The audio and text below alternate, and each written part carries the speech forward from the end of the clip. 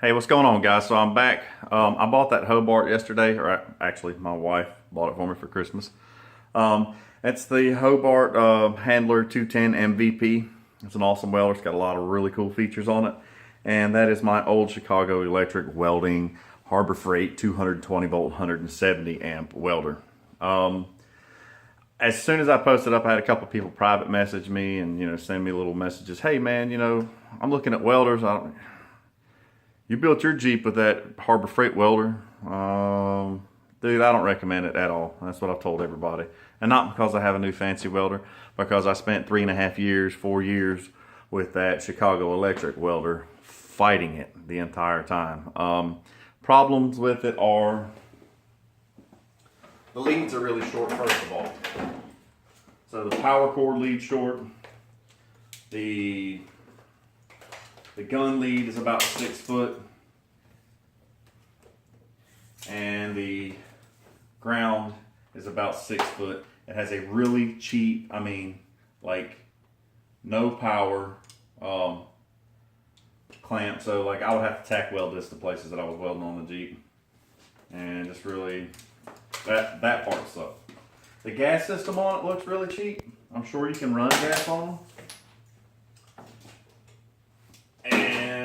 be okay, but it just didn't look like something. The regulator and all that stuff is separate, so you have to buy that separate, where the Hobart, the regulator and gas hose and all that stuff came with it. This came with a gas hose, but it was just some really cheap, like poly style rubber hose. It wasn't like a really nice rubber hose at all. The gun on this is kind of cheap. One of the things, because this thing has such a crappy feeder in it, it won't handle a 10 pound spool, so you need like a 1 to 2 pound spool just for this thing to push the line. And if you got this bent like weird under the Jeep, trying to get on top of a bracket or something, you had to place the welder, because this one it just wouldn't push the wire if you got this thing kinked or bent at all. The feeder on it's just really crappy. Like the hose for the gun side is like really thin, really cheap, burns really easy. I've got a bunch of little pinholes in it where slag and BBs have fallen on it. So like I never even ran gas on this. I always ran 35 wire. So you can see like a 1 pound spool of Lincoln, shielded flux core wire, and then a really cheap gun, really short little lead, plastic, junk. Some of the newer, like $600 range, like brand name welders have a plastic feeder, and it's actually a quality plastic feeder. This thing's junk. So what would happen is I would always have backlash in my spool, because if I tighten it up too much to get rid of the backlash, it wouldn't feed. So backlash happens when you set your wire speed or whatever. You need to adjust this knob. So when you pull the trigger and it pushes wire out, and you let go of the trigger and the feeder stops, this stops spinning. It doesn't continue to spool forward.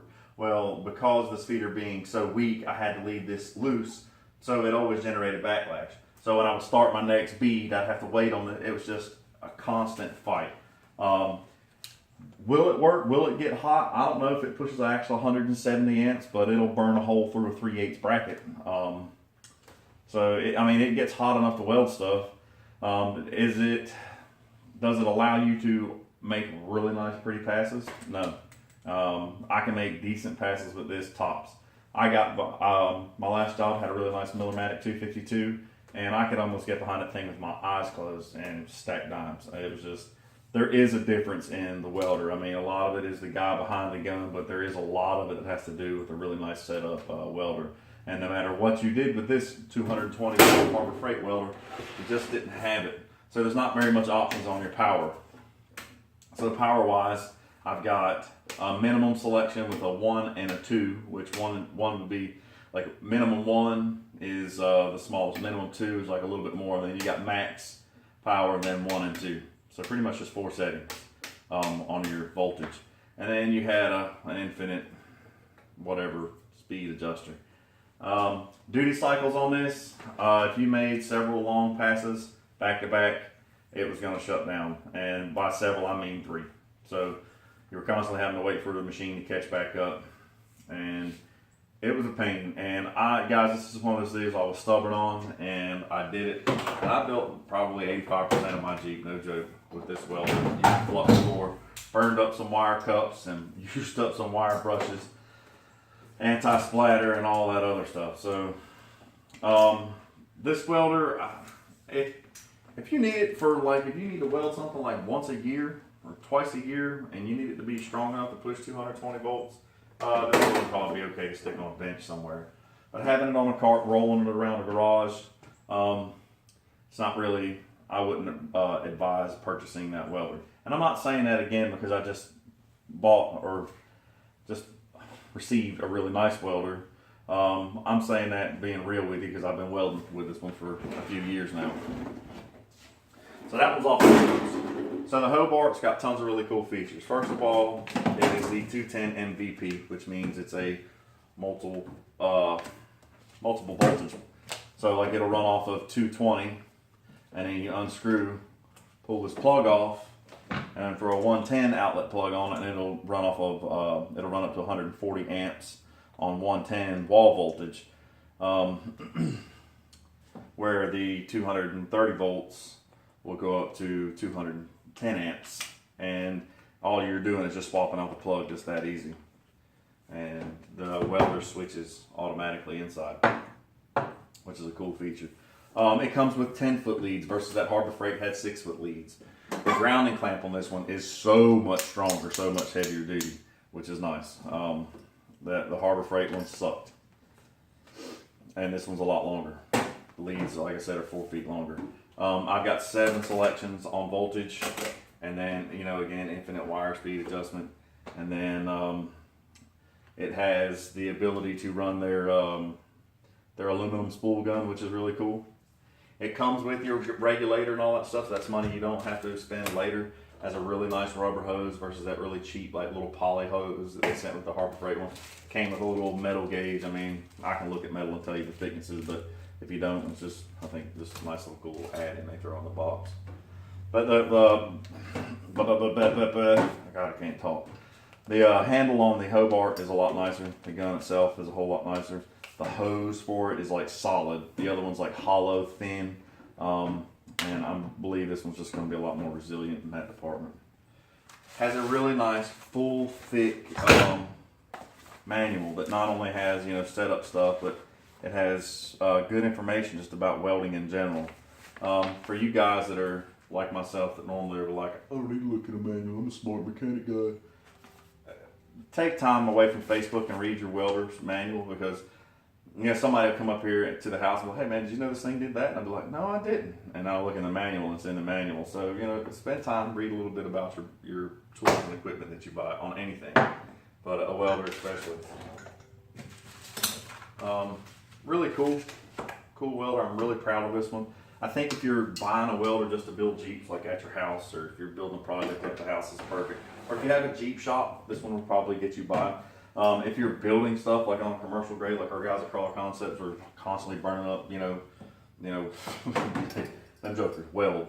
The Miller or something like that, a little bit more of an industrial style will do. But this Hobart is a pretty stout welder.